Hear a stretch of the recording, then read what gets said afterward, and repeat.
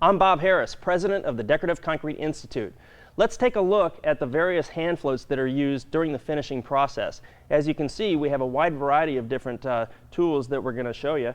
We have the wood hand float. We also have the resin hand float that's sometimes referred to as the composite float. And then we have a magnesium hand float. All serve a specific function during the finishing process.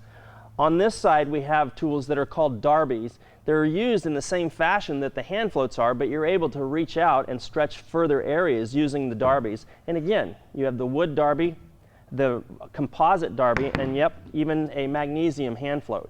Let's talk about the uses of these tools.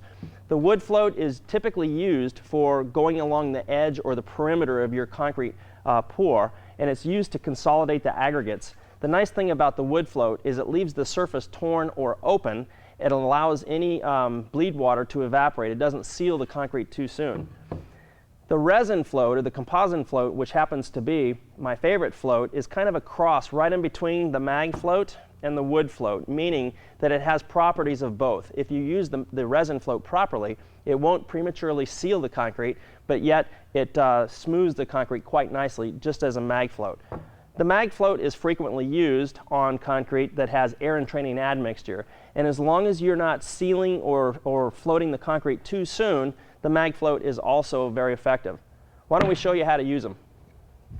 Here are our hand floats that we just talked about. Remember, there are three variations of the hand float. We have the wood hand float, we have the resin, sometimes referred to as the composite hand float, and then we have the magnesium hand float, and they all have a very specific purpose.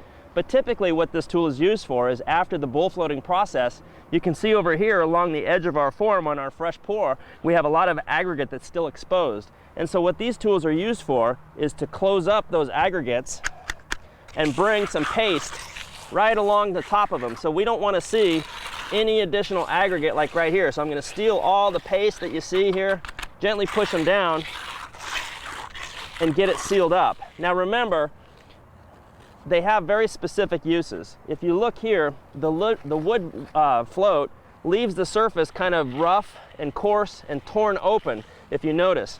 And what that does is it allows any bleed water to evaporate out. It doesn't seal the concrete.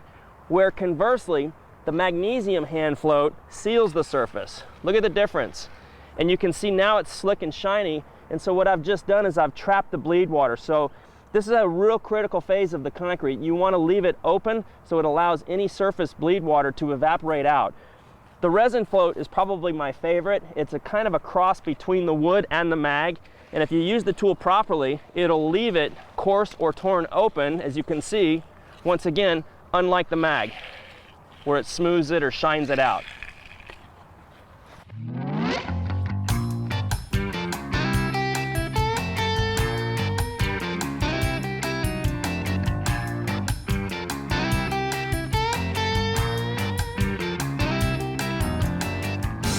Remember, to get the most out of your tools, use them properly, and more importantly, use them safely. I'm Bob Harris.